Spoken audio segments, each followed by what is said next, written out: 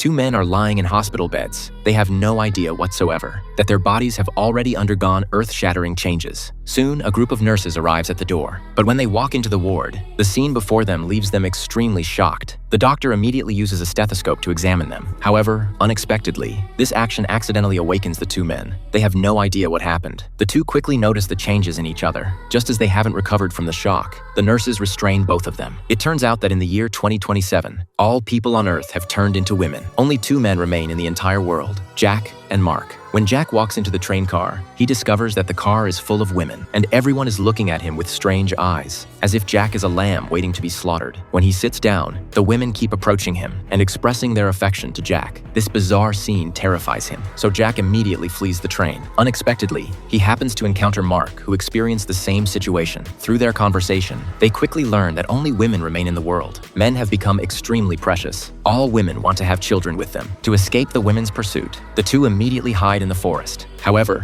not long after, they suddenly encounter two men eating Western food. The others warmly invite them to join for dinner. The two don't think much and join in, but the next second, a cage suddenly drops from above, trapping them. Before the two can react, tens of thousands of women suddenly rush toward them. The two are terrified. They immediately seek help from their companions. However, the two don't expect that these two men are women in disguise. It turns out this was all part of the women's plan. With no other choice, Jack and Mark can only give up resistance to continue the hope of humanity. The women lock the two in a laboratory. Poor Jack and Mark become perpetual motion machines. Until 50 years later, the doctor discovers that their physical strength is declining. Realizing the two have lost their value, the women throw them into the forest. Jack and Mark finally regain their freedom.